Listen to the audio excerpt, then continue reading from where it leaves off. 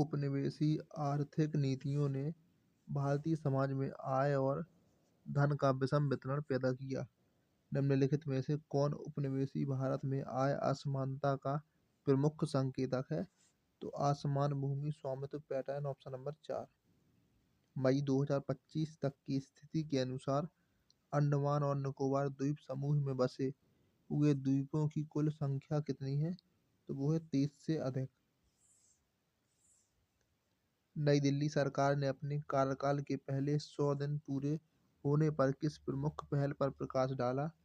जैसा कि काम करने वाली सरकार 100 दिन सेवा के शीर्षक वाली रिपोर्ट में विस्तार से बताया गया है।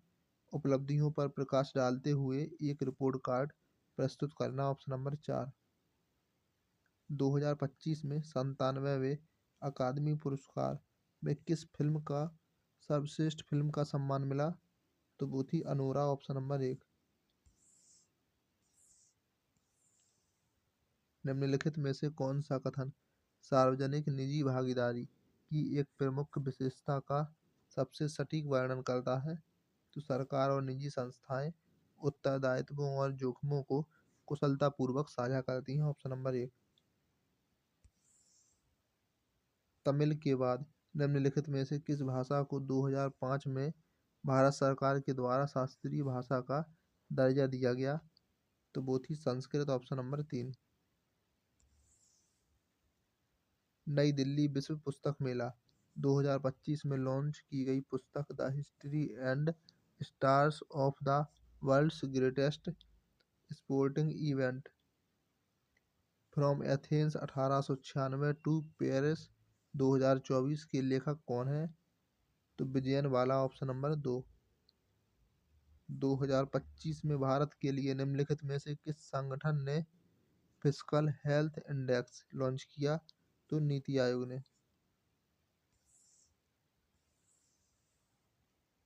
विंडोज 7 में टास्कबार का प्राथमिक कार्य क्या है? तो ओपन प्रोग्राम देखना तथा उस पर त्वरित एक्सेस देना, ऑप्शन नंबर 1। ऑप्शन नंबर 2 होगा। भागीरथ मांझी ने संथालों से क्या वादा किया था कि यदि वे उनकी शिक्षाओं का पालन करेंगे तो उन्हें क्या मिलेगा? तो आदिवासी राज्यों की पुनः स्थापना, ऑप्शन नंबर 4। वर्ष 2025 में किस राज्य सरकार ने बाल टीकाकरण की डिजिटल निगरानी के लिए राइस ऐप लॉन्च किया, जिससे टीकाकरण कवरेज को बेहतर बनाने के लिए स्वास्थ्य कार्यकर्ताओं के प्रशिक्षण में सुधार किया जा सके? तो इसका जवाब है उत्तर प्रदेश। निम्नलिखित में से कौन सी नदी मध्य प्रदेश के अमरकंटक पठार से उद्गमित होती है और पश्चिम की ओर बहती है? तो वो है नर्मदा। बंगाल का विभाजन आधिकारिक तौर पर कब हुआ था? तो वर्ष 1905 में। रोहिल्ला प्रमुख नजीम उद दौला ने डैश में महत्वपूर्ण भूमिका निभाई? तो पानीपत के तीसरे युद्ध में। अगला प्रश्न है कि अत्यधिक मोटी लिग्निन भित्तियों वाली मृत कोशिकाओं से बना एक पादप ऊतक दृढ़ोतक का मुख्य कार्य क्या है? तो पादप को यांत्रिक आधार और सामर्थ्य प्रदान करना, ऑप्शन नंबर हो जाएगा इसका 3। अगला प्रश्न है कि फरवरी 2025 में हिंद महासागर सम्मेलन का 8वां संस्करण कहाँ आयोजित किया गया था? तो मस्कट, ओमान में।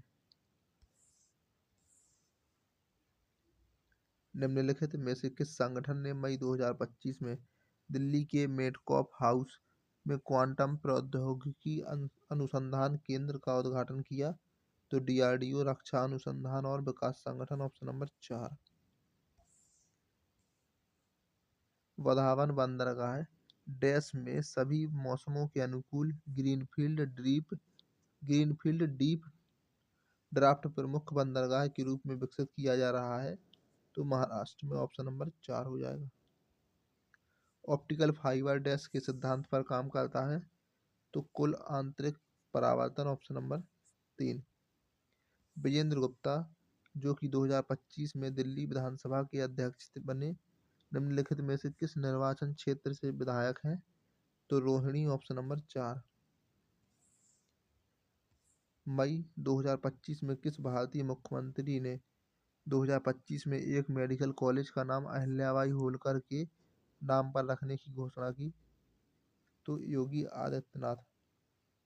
ग्रामीण भारत में बायोगैस संयंत्रों का सर्वाधिक उपयोग किस क्षेत्र में किया जाता है? तो घरेलू पाक क्रिया और प्रदीपन। Option number 3। विदेशी मुद्रा संकट ने भारत को बाह्य सहायता लेने के लिए मजबूर किया। 1991 के संकट के दौरान किस संस्था ने भारत को ऋण प्रदान किया?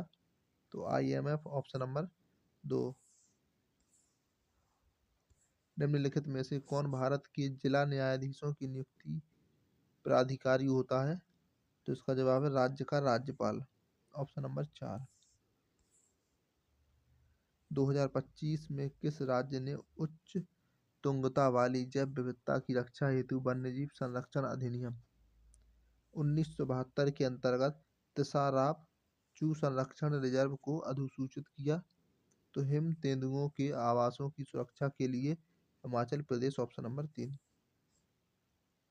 निम्नलिखित में से कौन सा रासायनिक अपक्षयन का भाग नहीं है? तो वो है तुषार क्रिया। Option number 4। अगला प्रश्न है कि विंडोज का कौन सा फीचर किसी बड़े फोल्डर में किसी विशिष्ट फाइल को त्वरित लोकेट करने में सहायता करता है? तो फाइल एक्सप्लोरर में सर्च बॉक्स। Option number 2।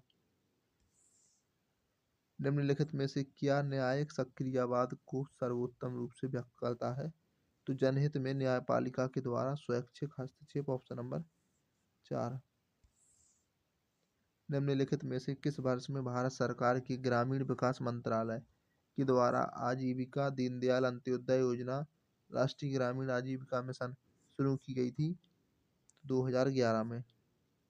बाल गंगाधर तिलक के द्वारा स्थापित होम रूल लीग का मुख्यालय कहाँ है? तो इसका जवाब है पुणे में।